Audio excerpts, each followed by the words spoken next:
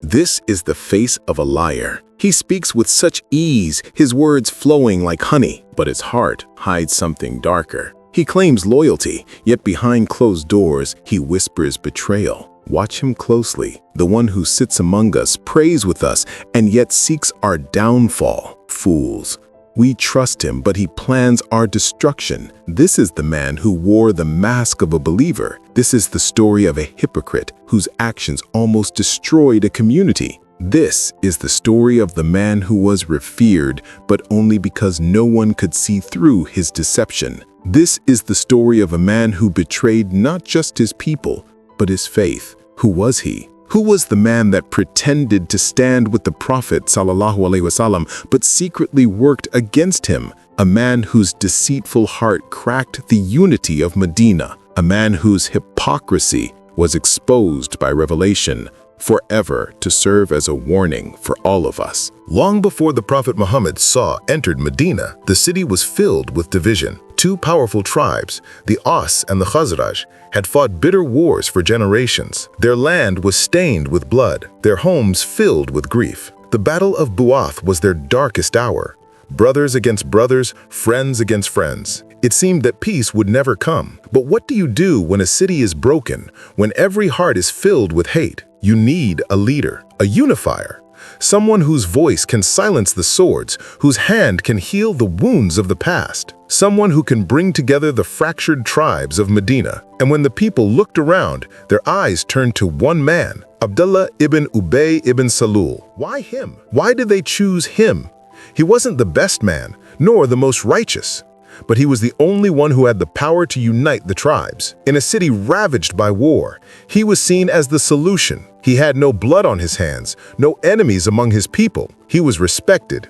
He seemed trustworthy. But what the people didn't know was that this man, the one they thought would lead them into peace, had a heart that secretly yearned for power, a crown, a throne. He didn't want peace. He wanted control. And when the Prophet Muhammad came to Medina, everything changed. When the Prophet Muhammad arrived in Medina, everything shifted. The city that had been divided for so long, torn by conflict and bloodshed, suddenly saw a light. The people who had been torn between tribes and battles now had a reason to unite: the Prophet Muhammad. He brought with him the message of peace, of submission to the one true God. And with that, the people of Medina began to change. But what about Abdullah ibn Ubay? What about the man who had once been the potential ruler of this city? He saw everything slipping away. The power that had once been in his grasp was now in the hands of another. The Prophet was the one everyone turned to. His words, his presence, his guidance, it was like a wave that took over Medina. And in that moment, Abdullah ibn Ubay's heart turned cold. He couldn't accept it. He had spent years preparing for a crown, preparing to lead Medina, and now a foreigner, a refugee from Mecca, was taking everything he had dreamed of.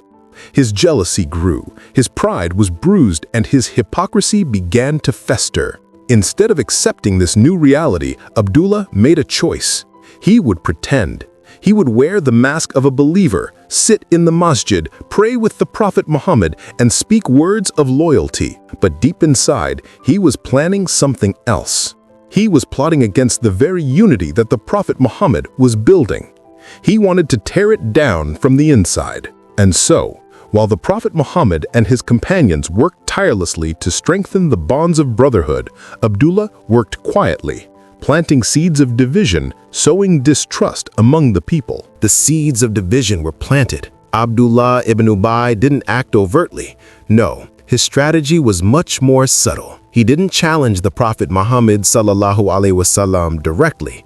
Instead, he began to whisper in the ears of the people, particularly the Ansar, the locals of Medina. He made them feel resentful. Look at them, he would say. The Quraysh come here as refugees and now they control everything.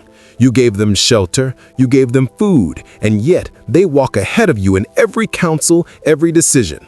You built this city and now you're second class in your own home. It wasn't loud rebellion. It was quiet resentment, spoken in private, in the corners of Medina where no one could see. But the damage was done.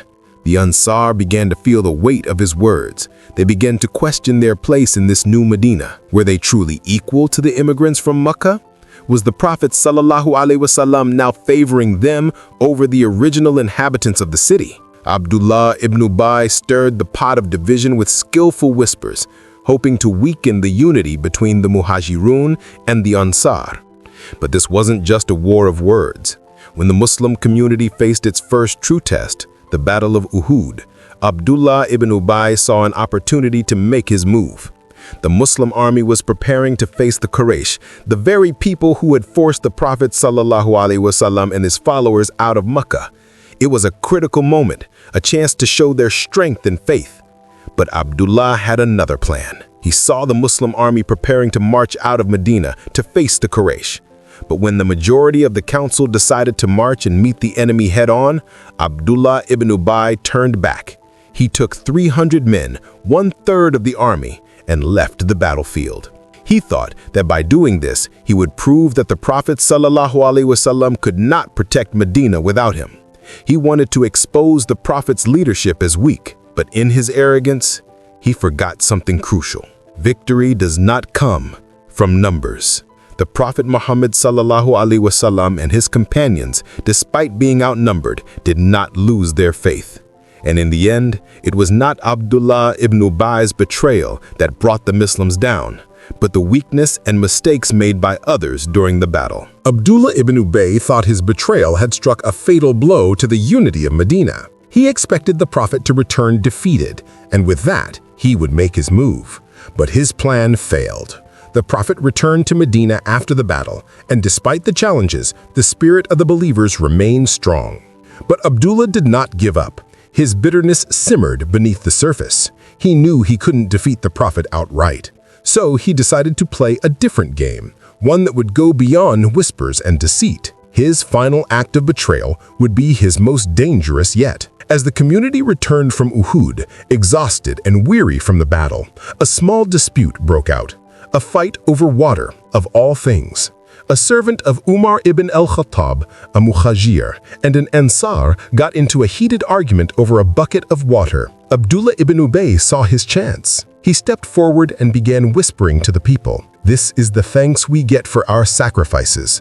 We opened our homes to these people, gave them our wealth, and now they push us aside.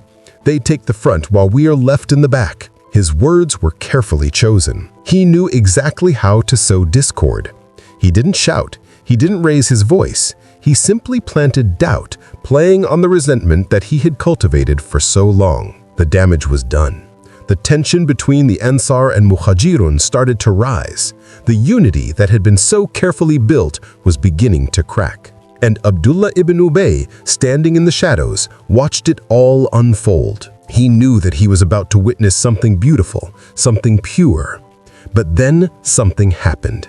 A young boy named Zayd ibn Arqam, a companion of the Prophet ﷺ, overheard Abdullah's words. Zayd didn't remain silent. He ran to the Prophet and reported what Abdullah ibn Ubay had said. The Prophet was shaken. Here, in the midst of the community's struggle, Abdullah had openly spoken against him, undermining the very foundations of faith. But the Prophet did not react in anger. He did not call for immediate retribution. Instead, he chose to take the matter to the court of Allah. The Prophet Muhammad ﷺ remained calm when Zayd brought the news. He did not seek immediate punishment for Abdullah ibn Ubay, even though his betrayal was clear. Instead, the Prophet ﷺ waited for Allah's judgment. And soon, the revelation came. Surah Al-Munāfiqūn was revealed. Allah exposed the hypocrites for what they truly were, and Abdullah ibn Ubay's deceit was laid bare for all to see. The surah described the traitor, the man who prayed with the Prophet ﷺ, yet plotted against him. The final verdict was clear. Hypocrisy could never defeat the truth, no matter how well hidden. In the end, Abdullah ibn Ubay died in disgrace. He had lost the crown he had so desperately desired, and his betrayal had led him to his ruin. The Prophet ﷺ prayed for him, showing mercy even to the one who had shown none. But the lesson remains. The story of Abdullah ibn Ubay is not just about one man. It's a warning for us all. Are we true in our hearts? Do we pretend for the sake of others, hiding our true intentions behind masks? Or do we seek the pleasure of Allah, knowing that true honor comes only from Him? Surah Al-Munāfiqūn is not just a story of the past. It's a mirror for every believer. It asks us, do we align our public actions with our private intentions? Are we sincere in our faith? Or are we like the hypocrites, seeking approval from people instead of Allah? The Prophet ﷺ taught us that hypocrisy is a disease, one that can destroy not just a community, but a soul.